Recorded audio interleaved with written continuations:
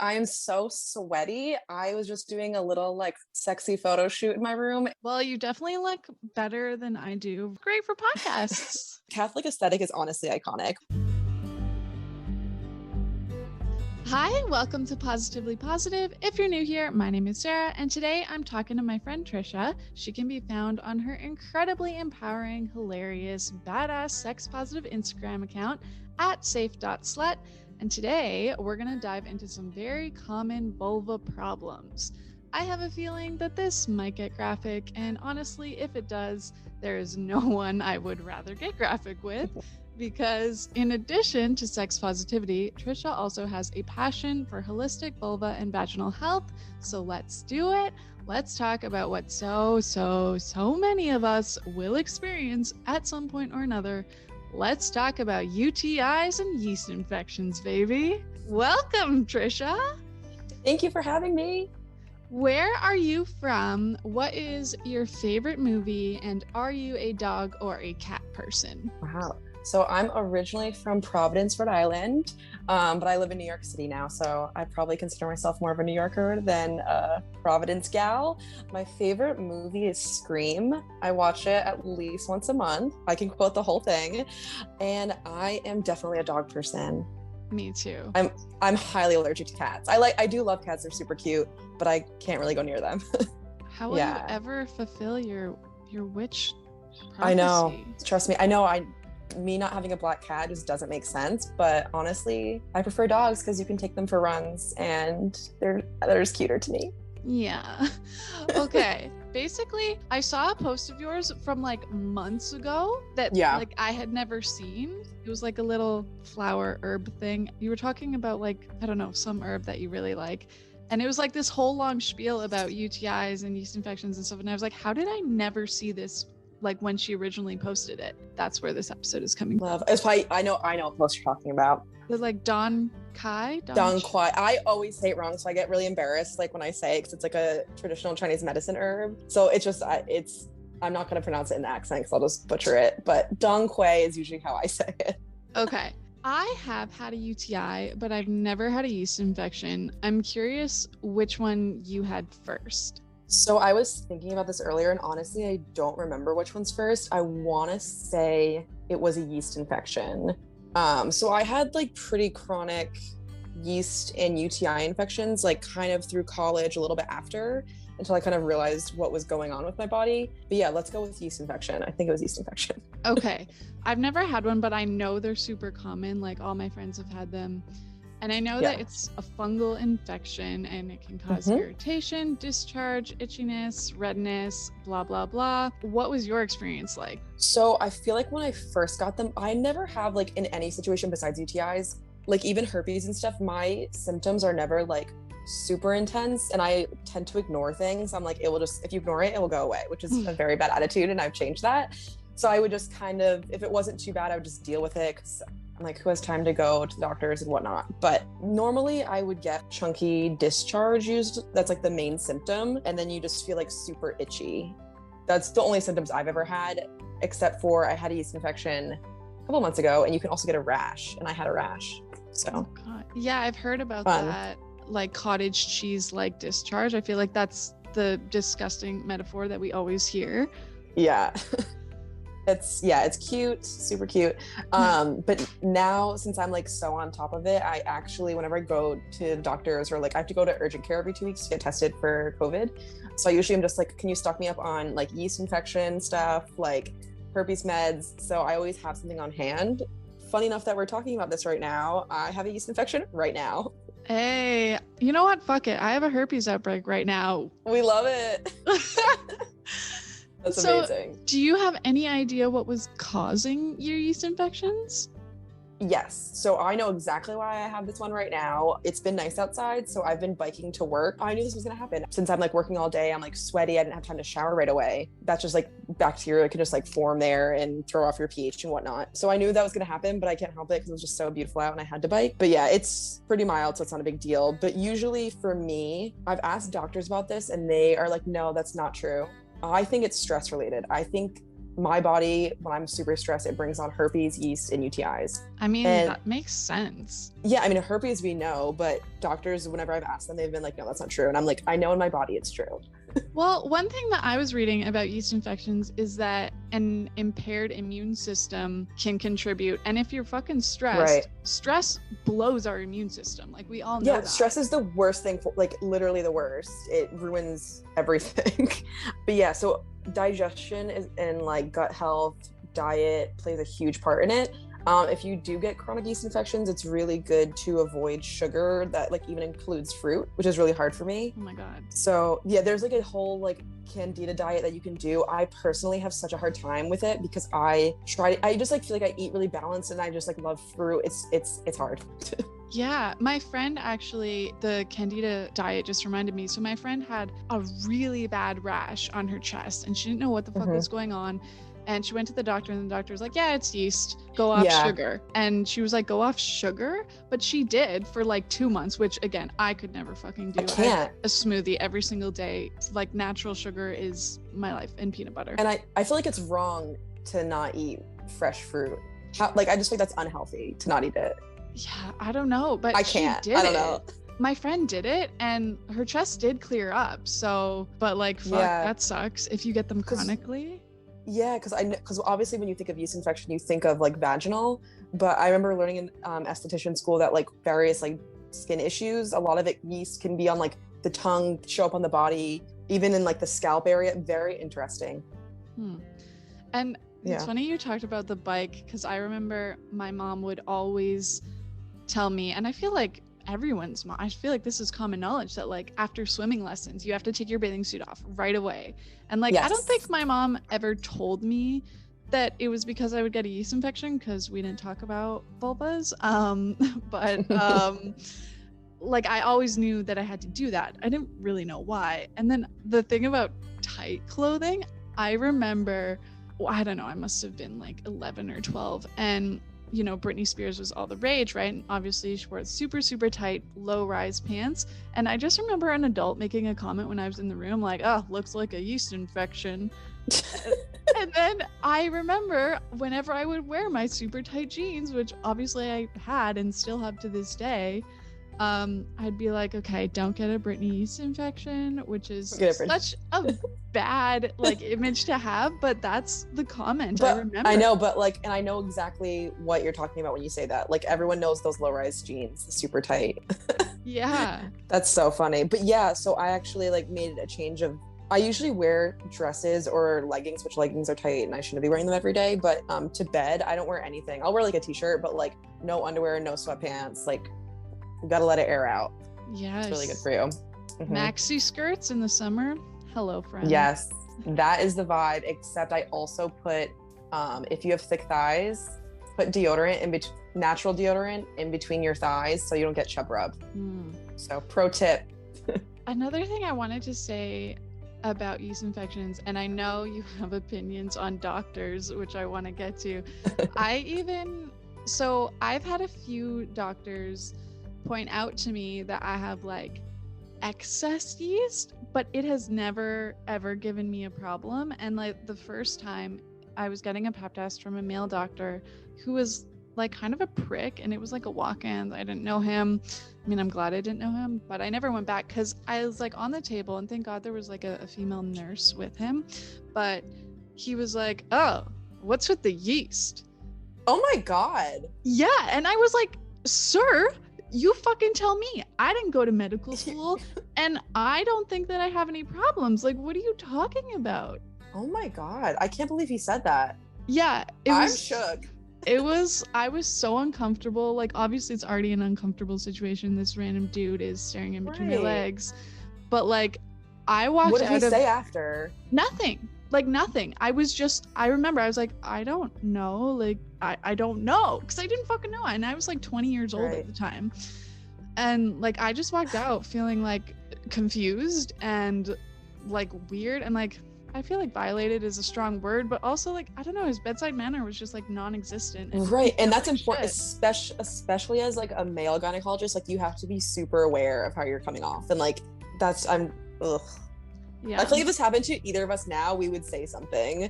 I feel like before I would be like, okay, like, but now I'm like, hell no, I'm gonna put my clothes on and get the fuck out of here. Yeah. Oh, God. And complain. Okay. Right? Yeah. No, Yeah. complaining is a real thing that you can do. I still have a hard time with it, but because then you have to change where you go, and don't they it's hard. Yeah, it's hard. That's my it's point. a whole I don't know process. anything. Yeah, I still am in the process of getting a gynecologist since I moved. Like, it's so stressful. Okay, let's move on to UTIs, something I actually do have experience with. So I'm just gonna tell the story of the first time I got a UTI. I actually haven't gotten one since then, but I was with my first boyfriend and we hadn't had sex that day, but I was hanging out at his house and I remember being on the couch and we were just watching TV and I was so uncomfortable and I felt like I had to pee so badly. So I went to the bathroom and nope, no fucking pee. And I was like, what the fuck? And I was like, okay. And then I went back and I sat down. 2 minutes later, no bitch, you have to pee now. I probably did that back and forth between the bathroom like 5 or 6 times before I was like, he was like, are you okay? I was like, yeah, I'm fine. And then I was like, how do I get out of this apartment? Because I was young. I was 19. I didn't really know how to exit situations gracefully with men yet. I was just like, my little brother just texted me and he locked his keys in the house and he can't get in. So Classic. I have to go let him in. And he definitely did not believe me. But I ended up going to the doctor and she just gave me antibiotics and then I was fine. But it's scary. Yeah, I have some good UTI stories, honestly. I definitely feel like I've had more UTIs frequently than yeast infections. I also think that UTIs are more painful than herpes outbreaks. It's just so much more uncomfortable. Because it's like internal pain almost. Exactly. And I also always am scared that I'm gonna have like a kidney infection and then just like roll over and die. Like I just like freak myself out. Because if you don't take care of the UTI, it can like manifest into the kidneys and just like fuck shit up. So if you have one, go get antibiotics for it. But whenever I used to get a UTI and I would take antibiotics, I would get a yeast infection after. Right, because antibiotics are another thing that fucks up your vaginal pH and all that good bacteria. Yes. So 2 stories of how I learned how to cure my own UTIs. So I'm a makeup artist. So I was doing a wedding for the bride, the mother, 5 bridesmaids. And I had a UTI, so obviously it was like the worst situation because I'm just like working for 5 hours straight. And so I was telling the bride casually, I knew who she was a friend, so it's fine. But she was like, oh my God, like I used to get them all the time. I take this powder called D-mannose, take a little bit, put it in a glass of water, drink it, wait 20 to 30 minutes, and then chug a huge thing of water. So she gave it to me because she had it on hand because she used to get chronic ones. And then it worked. I felt like amazing after. So since then, that's cured all of my UTIs. I also take it after I have sex because it just helps flush everything out. What is it called? D-mannose. It's like D-mannose. You can get it at Whole Foods. It's just a powder. There's also pill forms, I believe, but I think the powder is more effective in my opinion. But another reason I would get so many, obviously it's from sex, but I was dating this guy who was uncircumcised, which is fine, but he wasn't super hygienic. And when you're not circumcised, you have to be like extra clean. Yeah, that didn't work out too well. And then sorry, I cut you off. I'm just like, that's not the prettiest picture. No, it was long year of UTIs. Oh God. A stupid reason why I got a UTI once. My boyfriend at the time and I were eating sushi. You know how wasabi is really spicy and whatever? We were like, oh, I wonder if like we put it on my clit, if it will like tingle. And no. So he went down on me with wasabi in his mouth and I immediately got a UTI. Like I woke up and I was like, yeah, I'm not surprised. That, you have an Instagram account called Safe Slut. I don't know why I'm surprised, but that's risky business, ma'am. Yeah, I was 22. I didn't know better. Oh my God. Okay. Yeah, it was not cute. So I feel like you and I, obviously from experience, know what a UTI is. I just want to, for anyone listening, a UTI is when bacteria gets into your urethra, which is where you pee from. And then like Tricia was saying, if you don't deal with that bacteria, it travels up and can affect your kidney, which is when you're really fucked. So we're going to the doctor. We're drinking, what is it called again? D-mannose. D-mannose. I am so curious because that like if you just have that at home, that sounds like a lot easier than going to the doctor and being on a couple Exactly. days And you can use it as preventative. I know people who take it a lot, but I'm always the type of person that's like, I don't like to abuse supplements and herbs. So like I'll take it when I think I need it sparingly, after sex. Also pee after sex. That's obviously one of the main things. We all should know this by now. Yes. That was hard for me back in the day. And then I also just feel like new partners, my doctor told me when I had a UTI, he was like, yeah, new partners, sometimes you can just get one because it's like new semen or whatever. Like, I don't know. That seems kind of weird, but yeah, just a new person like maybe they have a different environmental pH and microbiome thing. Yeah. Fancy stuff. Get checked, everyone, and pee after sex. Yeah. So I'm curious, how has your experience, we talked a little bit about it, but like your experience with doctors in general and this stuff, like, because I know that you are all about like taking shit into your own hands and dealing it with yourself. Was there a reason, or is it just because you were tired of like going to the fucking doctor all the time? Pretty much tired of doctor. Like there's been times where I like haven't had health insurance, so it's just like I can't afford it. It's for me, it's just easier. I'm constantly busy. Just taking the time to go do something like that just is a lot for me. And then also just like doctors sometimes, like especially with herpes, like you know this, like they don't really know anything. So I'm just like, if I can take care of it myself, I'll just do it. UTIs and yeast infections though, they've been pretty good with just like, I would just go in and be like, I have a yeast infection, like you don't have to check, I know, can you just prescribe me what I need? And they're like, yeah. So stuff like that is good. I did also have a male gynecologist once who was super dope, which I think is maybe more on the rare side. He was great and he was super knowledgeable. I remember getting tested one time and he was like, he even corrected me when I was like, I want to get tested. I don't know what I said, but he was like, no, don't say it like that. Say it, I'm looking to see if I have a clean bill of health or something. Okay. So I was like, cool. He was telling me to like proper STI language. And then he was like, yeah, and you know, if you have syphilis, I want to party with you. He was like, no one gets syphilis anymore. It was just like being funny, like just to make me feel better. And he was the one who like diagnosed me when I had HPV and was like, don't even worry about it. Like you're fine. So yeah, he was cool. That's amazing. If you get syphilis, I want to party with you. Yeah, I was like, that's hot. Did you get his number? When I was in the room, I saw that he had his family photo with his wife. So I was like, maybe another time. All right, fine, whatever. Married doctor. Is there anything else you want to say about yeast infections or UTIs that we didn't get to? I actually took some notes, so let me just make sure we covered everything. Oh, for yeast infections, I highly recommend taking a daily probiotic. There's like gummy ones you can take. Those are bullshit. Don't take that. The ones that you need to take are ones, it's like you go to Whole Foods in the refrigerated section in the like herbal self-care area. I don't remember the name of the one I take. It's really great and it's like pretty cheap too. I can like send it to you after so we can like link it or something. You don't like to abuse supplements or anything. So is a prebiotic something that you take every day? Probiotic every day. That's the one thing that I'm like, regardless, I take it when you first wake up is best for it to absorb in your body. I hear about them and like my aunt rambles about them, but I've just, lived with her for a long time in my life and I tune her out sometimes. So what does a prebiotic do? Prebiotic and probiotic are different. Probiotics, you should have both, but I take a probiotic to help with yeast infections. It just helps with your gut health. So it's kind of like drinking kombucha, but like times 1,000, essentially. Your gut health is also related to everything. It's just good to keep it balanced. Probiotics are bacteria, so it's just keeping that good bacteria in there. Some people take boric acid for yeast infections, which has worked. I know people love it. I actually have some. I've never used it because it not only kills the bad bacteria, it kills the good bacteria. So that's why I'm like, I don't want to like ruin my entire like flora. So if it comes down to it, I'm like curious to try it, but I probably would recommend taking a probiotic and eating a ton of yogurt and stuff while you're using boric acid if you're going to use it. Cool. Do we have any more of your notes? Shower immediately after you work out. It's like one line that I wrote.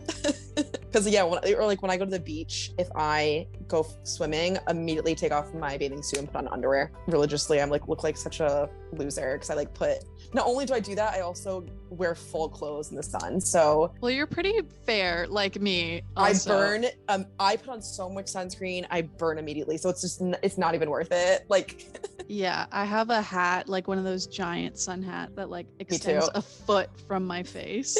Yes. I So don't want wrinkles. I was told, and who the fuck knows if this is accurate or not, that like most sun damage is done already by your mid-20s. I've heard that as well. So I'm like, deuces in the clear. Like, Oh my God. I was always outside with no sunscreen on when I was younger, being a crazy bitch. So we'll see.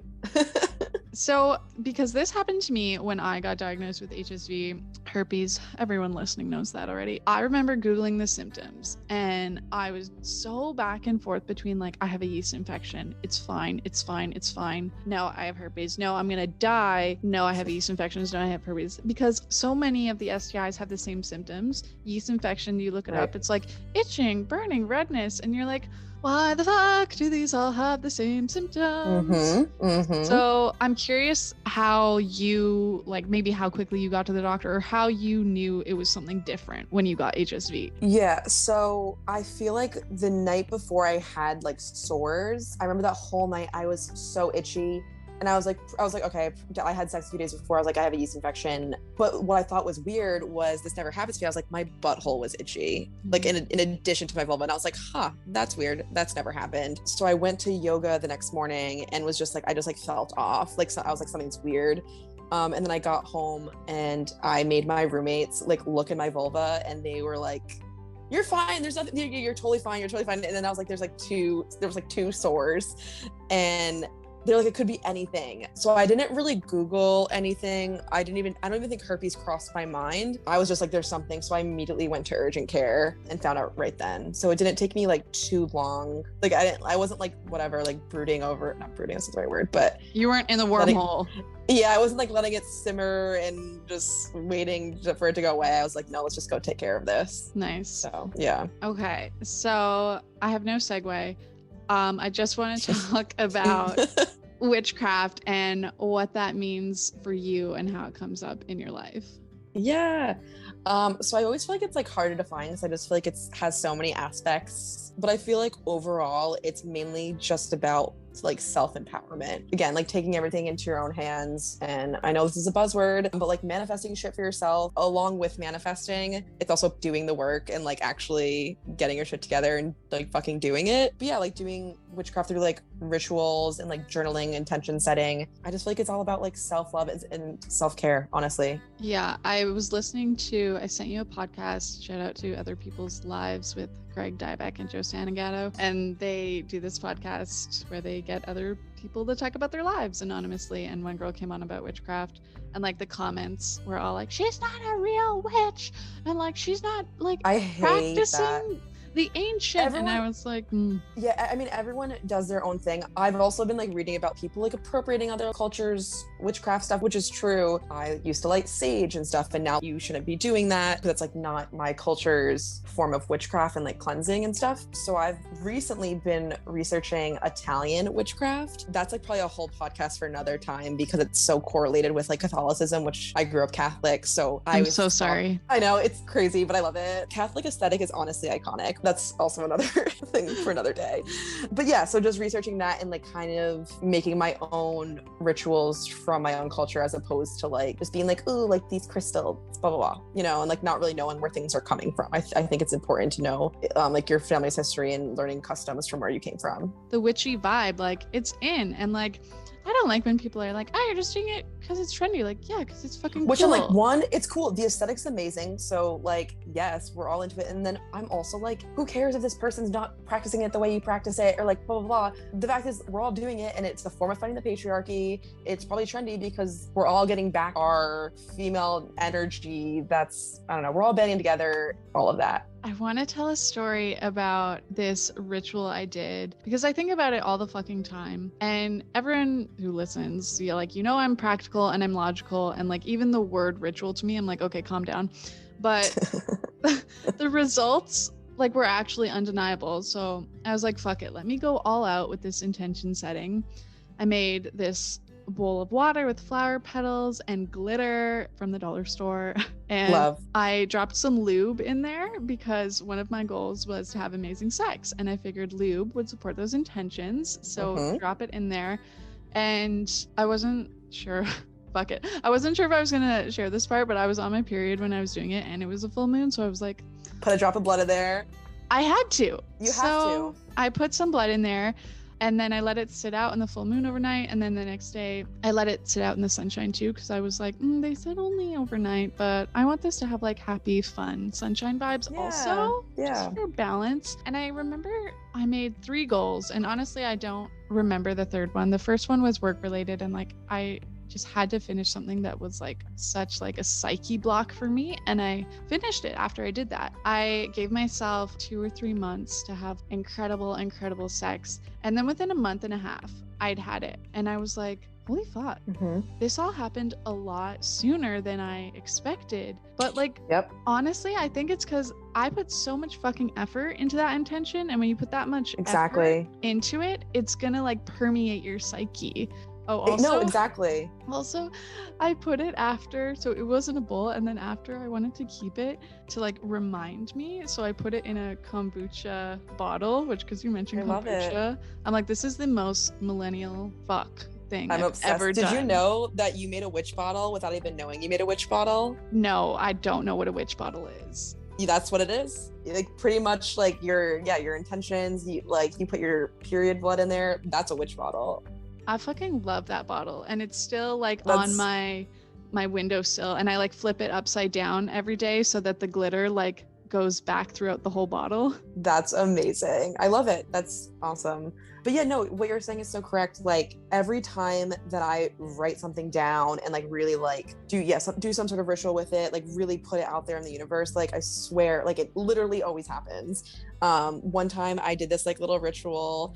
I got out of like a really bad relationship, so I just like wrote down like a list of 10 qualities I wanted in a dude, meditated on it, like cute little full moon ritual. A month later I was dating someone who had like exactly what I wanted. Insane. So shit's real. I think also like putting that much effort into our intentions, we also stop accepting shit that doesn't line up with that. Yeah, exactly. You're like, this is what I want, this is, you're putting it out there and you're not settling. So another thing that I think is probably going to be way too woo-woo for you, I do a lot of distance Reiki on clients, and like I'll be able to feel what's going on.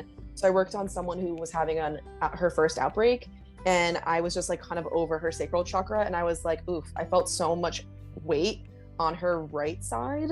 And then I messaged her after, and I was like, is your outbreak on your right side? And she was like, holy shit, yes. And it's just weird how I can feel certain things in the body, and just, so that's like another like witchy healing aspect, which is I feel like another good element. And then same with like tarot, I still have to like look up what like all the cards mean when I do it, but it's still like a nice like intuitive thing that all seems to like relate whenever I do them for clients and stuff. So it's pretty cool. Yeah, I think all this stuff, anything really, it's like if you decide that it means something, then it fucking does. And that, I think, does change something in our brain. Yeah, totally agree. So on that note of intention setting and empowerment and self-love and not fucking settling for things that don't align, is there anything else you want to say? I have to talk about sex magic, honestly. Please talk about sex magic. I feel like just like the main idea is like set your intention and have an orgasm or just masturbate. Honestly, that's really helpful. Like, and also just like masturbation, just like connecting to your body and whatnot. Obviously, I feel like we all know this, like if you get herpes or any STI, like it's the best way to come back into yourself and like feel confident again. But use that when you're doing your next ritual. Do the ritual and then masturbate. Yes, so much power. I have a friend, she won't mind me telling this story, it's fine. It's actually, if anyone has listened to everything, it's the friend that I was scared to tell that I had herpes. I think I called her E. I'll just call her E again.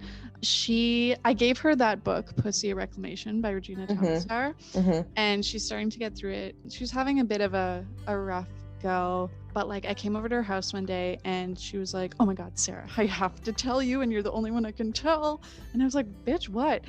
She's like, I masturbated for like hours the other day, and I'm coming out of my depression, and like I just feel so fucking amazing, and like I orgasmed like 500 times, and I didn't know that I could do that in this book. And she just like went on a like 10-minute monologue about masturbation, and she was just glowing. And like I said, she was like having a bit of a rough go, and like after that, like she just like, I don't know, like not like she changed, like obviously rough goes don't just like go away overnight, but like it did change her mindset, and like just connecting to herself like reminded her like she has so much power. And she was like, you know, it's like I get to invite someone else into that energy, and I don't not have it without them. Like I have it all by myself. And I was just like, yes, bitch. Exactly. I love that. See, yeah, even before herpes, like I still like masturbated like all the time, but it never was like a ritual. Like it never was like, it was just like me just having an orgasm. Now it's sort of like, it's like a self-love thing. Now I'm like, yes, this is me. I don't need anyone else. I'm focusing just on myself. That's such a great book, honestly. Yeah, I mean, everyone knows I fucking love that book. Yeah. Okay, Tricia, thank you so much. Where can I find you? So I am safe.slut on Instagram. And then my website is safeslut.shop. Yeah, and just shameless friend promotion, because I said I did have an outbreak. I have Tricia's HSV oil, which is called Goddess Oil. I have it on right now. I'm using it after I go to the bathroom because pee is acidic and it burns, and this helps it not. Yay! I'm so sweaty. Thanks for listening. Share this link far and wide, leave 5-star reviews, and follow me on Instagram at Positively Positive Podcast. Check out the website, positivelypositivepodcast.com, for reliable HSV resources and options to support the podcast or say thanks. Buy me a coffee, join the Patreon, or get yourself a Positively Positive sticker. If you just want to say hi, email me at positivelypositivepodcast@gmail.com or leave me a voicemail on Anchor. I'm out here, okay? It will always be me reading all your messages. You are not alone. I'm living positively positive, and you can too.